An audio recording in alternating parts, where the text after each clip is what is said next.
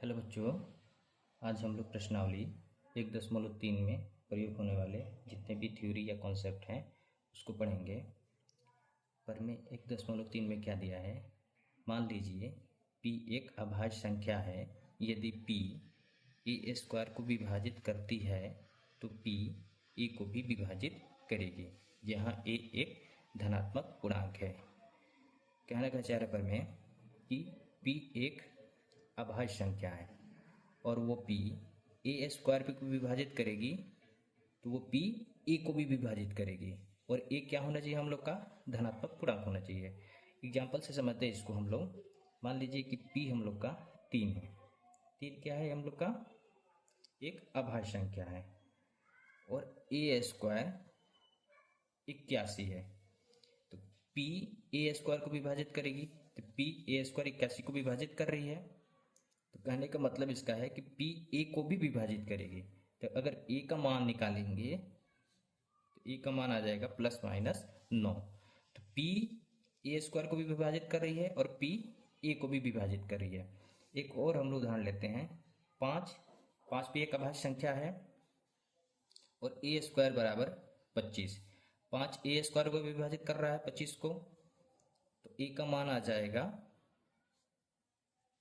±5।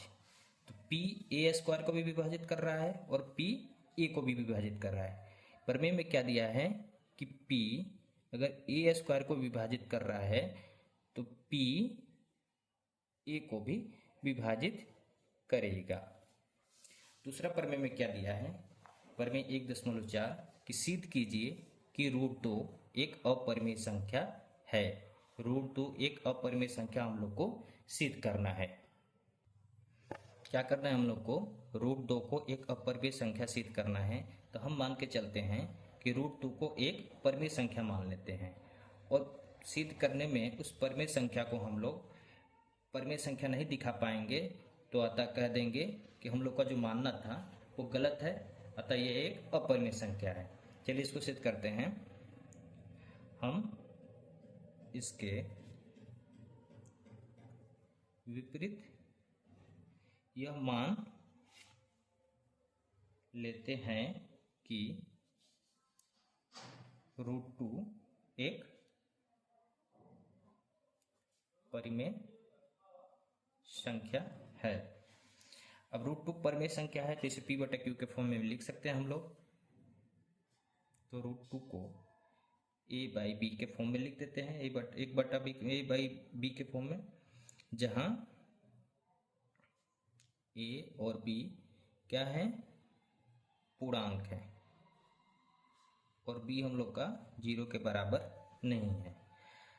और यह भी मान लेते हैं कि a और b क्या है, सभाज्य है। सभाज्य का मतलब क्या हुआ, वैसी दो संख्याएं जिनका उभयनिष्ठ गुणनफल एक के अतिरिक्त कोई भी ना हो, वैसी संख्या को हम लोग क्या कहते हैं, सभाज्य को प्राइम कहते हैं। तो किसी भी परिमेय संख्या को अगर हम लोग बट्टे के रूप में लिखते हैं तो जो p और q होता है दोनों का हम लोग का को प्राइम एक ही होता है, एक के अलावा कोई भी उसका कॉमन फैक्टर नहीं निकलता है। तो मान लेते हैं कि a और b क्या है, दोनों सभाज्य हैं और इन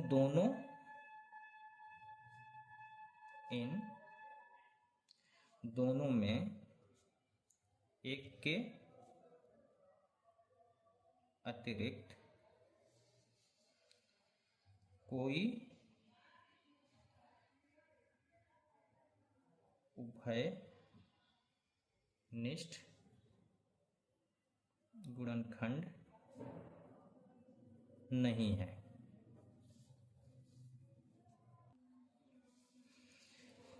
तो √2 a/b है, एक a/b, तो हम लोग लिख सकते हैं √2b बराबर a। अब दोनों तरफ वर्क करने पर, दोनों तरफ अगर वर्क करेंगे क्या मिलेगा, 2b² बराबर a²। इसको हम लोग मान लेते हैं समीकरण 1। अब यहाँ पे देखिए बी स्क्वायर बराबर ए स्क्वायर बाई 2, बी स्क्वायर बराबर ए स्क्वायर बाई 2। क्या मिल गया हम लोग को? बी स्क्वायर बराबर ए स्क्वायर बाई 2। तो ये जो 2 है ए स्क्वायर को विभाजित करेगा, विभाजित कर रहा है। तो प्रमेय हम लोग पिछला प्रमेय जो पढ़े थे प्रमेय 1.3 में क्या था कि p कोई एक अभाज्य संख्या है जो p ए स्क्वायर को जब वो विभाजित कर रहा है तो वो a को भी विभाजित करेगा। तो प्रमेय 1.3 से हम लोग लिख सकते हैं कि ये जो 2 है ए स्क्वायर को विभाजित कर रहा है तो a को भी विभाजित करेगा, ए को भी विभाजित करेगा। अब ए हम लोग को जैसे मान लीजिए ए जैसे 2 ए स्क्वायर को विभाजित कर रहा है और ए को भी विभाजित कर रहा है तो ए कुछ ऐसे हो सकता है 4, 6, 8, 10 ये हो सकता है।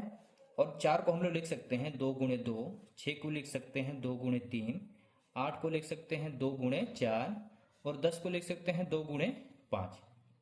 तो जो ए है वो 2 के मल्टीपल में आ रहा है तभी तो वो 2 से विभाज्य होगा। तो इसको हम लोग लिख सकते हैं a बराबर 2 गुणे सी। और ये c क्या है? c एक पूर्णांक है। अब समीकरण 1 में हम लोग क्या निकाले थे कि 2b स्क्वायर बराबर a स्क्वायर। तो समीकरण 1 से 2b स्क्वायर बराबर a स्क्वायर और a बराबर क्या निकाले हैं हम लोग? 2c। अब इसका मान हम लोग a स्क्वायर में रख देते हैं तो 2b स्क्वायर बराबर 2c स्क्वायर, 2b स्क्वायर बराबर 4c स्क्वायर और 2 से ये कैंसिल होगा तो b स्क्वायर बराबर 2c स्क्वायर। अब ये 2 गुणा से भगा में आएगा तो b स्क्वायर बटा में 2 बराबर c स्क्वायर। अब यहाँ पे भी देखिए 2b स्क्वायर को विभाजित कर रहा है, विभाजित करता है तो प्रमेय 1.3 से 2 b को भी विभाजित करेगा,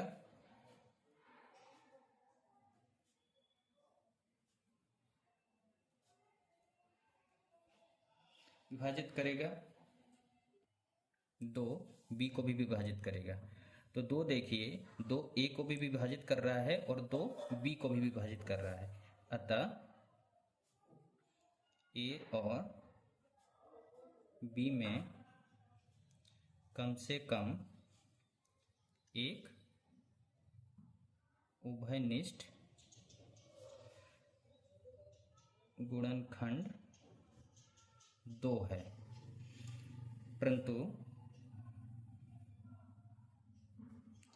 a और b में एक के अतिरिक्त कोई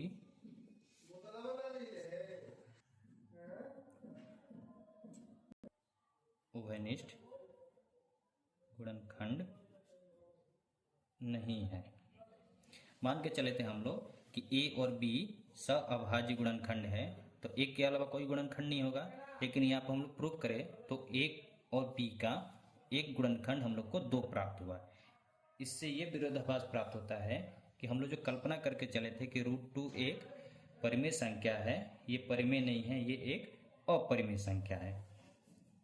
यह विरोधाभास प्राप्त हुआ क्योंकि हमने गलत कल्पना की थी